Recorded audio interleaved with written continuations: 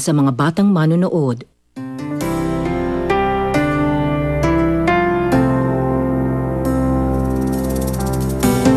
Kalimutan mong sarado tong gate! Galit na kasi si Sir Man! Sino may gagawa nito? Ito po may kasalanan. Lahat kayo, huwag niyong tutularan ng kapalpakan yan, ha? Huwag niyong bigyan ng mali siya yung pagtulong kay Graciela. Hindi ko nagawa kay Lailani yun at pinagsisiyang ko. Hindi lumabas din. Titibok-tibok pa rin ang puso ni Martin si Lailani. Umaasa ka pa ba na bumalik siya? Kilala ko yun si Lailani, hindi na babalik yun. Nasaan si Kiefer? Anong kailangan mo? Pwede po bang makausap si Kiefer? Sino ka? Sino naman yan? Pakawalan niyo po ang kapatid ko, parang awa na po. Kaming dalawa na lang po ang natitira.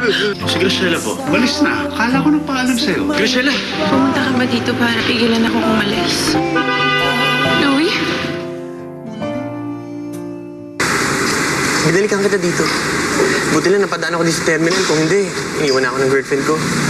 Girlfriend? Nakipag-iwalay ka sa akin, di ba? Iniwan mo nga ako dito eh. Oo. Pero pinagsisihan ko na yun. Pinangyari sa katulong. Wala sa akin yun. Ikaw naman talaga ang mahal ko eh. Namiss nga kita eh. Patawarin mo na ako, please. Ayoko mawala ng girlfriend. Teka, siya nga pala. Ba't kasama mo si Martin? Senyorito Louie, nung umalis po kayo, Sumama yung pakiramdam ko. Buti na lang nandyan si Martin. Inalagaan niya ako. Sige, hatid na kita.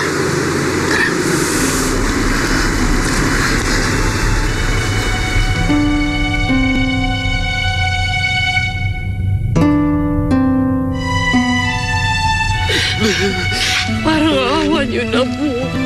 Palayain niyo na po ang kapatid ko. Bilang lang ang pinapalaya ko.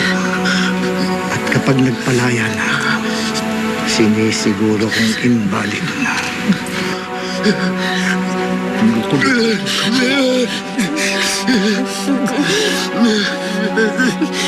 Ang gusto ko lang malaman.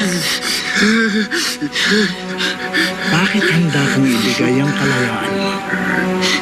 Para dito. Dahil nga po kapatid ko siya. Handa ka mamatay para sa kanya.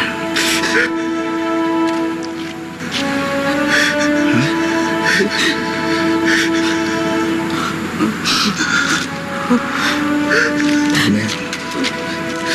Wesley.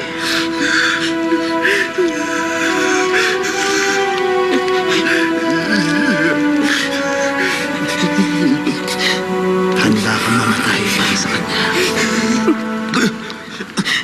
Basta po ipapangako niyo na.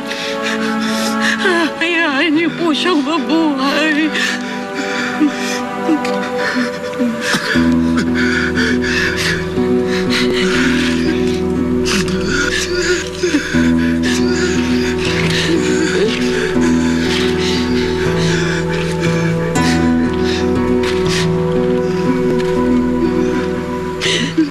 Pakawalan niyo na sila.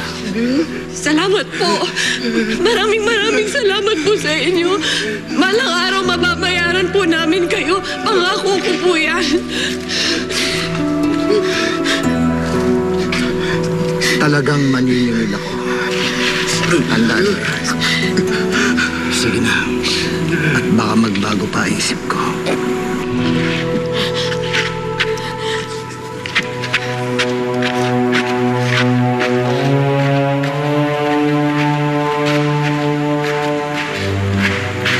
Sir, parang lumambot kayo doon ah.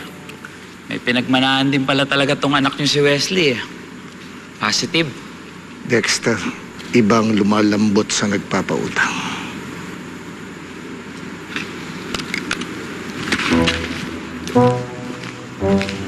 Brando. Tumawag yung ahente natin ng lupa. Si Louie, hindi daw niya tinapos yung kanyang side tripping. Basta na lang daw umalis. Ano ba naman yung anak mo, Roman? Ay, Baka naman may ibang inasikaso lang si Kuya, Lola. ano ba ang kailangan pa niyang asikasuhin na iba kundi yung expansion? Dapat naman doon lang siya nakafocus, yun lang. Ma, hindi naman kasi lahat ng tao katulad mo.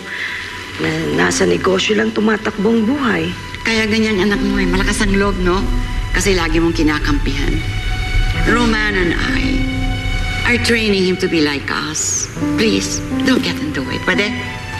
Tamang sinasabi ni Mama Mara. Ang kailangan atupagin ni Louie ngayon ay yung pagtatrabaho. Hayaan niyo, Mama. Ako mismo kakausap sa kanya. Just got back home.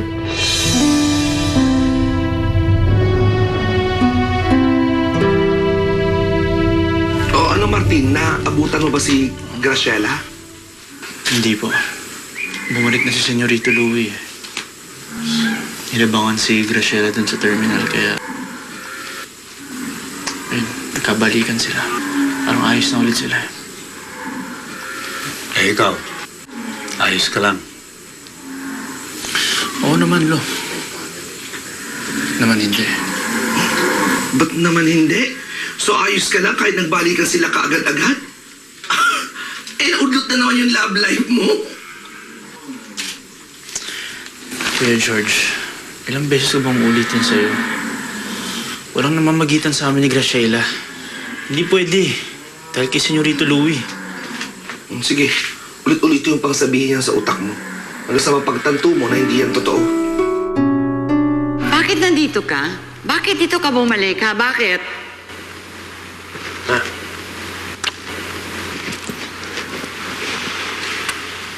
Lola, kasi nag-away kami ni Graciela eh. Hindi ko naman matiis, kaya bumalik ako para ayusin. Huwag kang magagalit sa akin. Aren't you glad to see me? Louie, alam mo naman, minamadali ka ng lola mo pag-asikaso sa ranchong ito kung ano-ano pa inuuna mo. Ay, nako, Louie. I'm so disappointed in you. Wala ka nang hinatupag at inintindi kundi ang girlfriend mo. Mas inuuna mo pa kaysa negosyo natin. Graciela, akit na lang muna tayo. Hayaan mo sila mag-usap. Ha? Samahan kita. Sige. Halika na.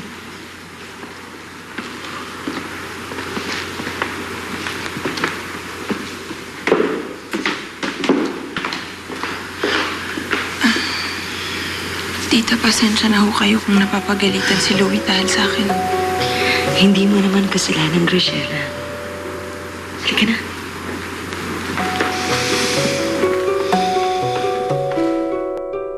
Sorry, ate. Sorry.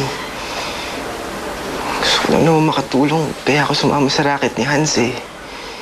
Hindi ko naman alam na... Tama na, Kiefer. Magpahinga ka na lang. Naiintindihan kita. Pasensya ka na kung ayaw kitang pagtrabahuhin, ah. Ang dami-dami na kasi natin pinagdadaanan, eh. Ayoko namang mahirapan ka pa. Hindi naman kasi dapat ganito ang buhay mo. Pero ganito na, ate. Gaya mo. Ayokong nakitang nahihirapan ka. Gusto ko lang makatulong. Sorry talaga, ate. Hindi na mo uulit. Huwag na talaga, please. Tayong dalawa na lang ang natitira, Kiefer. Hindi ko na talaga kakayanin kung pati ikaw mawala. Mangako ka sa akin, ha? Hindi ka na ulit papasok sa ganito. Hindi ka nagagawa ng kahit anong pwede mong ikapahamak. Pangako, ate. Pangako.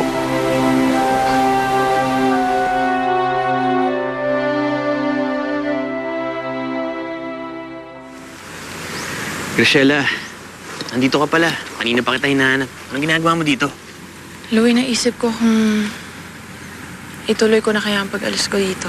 Akala ko ba okay na tayo? Oo nga, pero yung lola mo eh. Galit siya sa akin.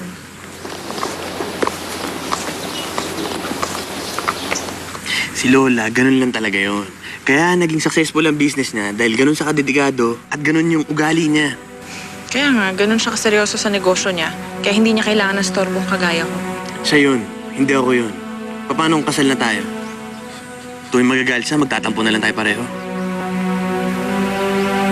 Tara na nga.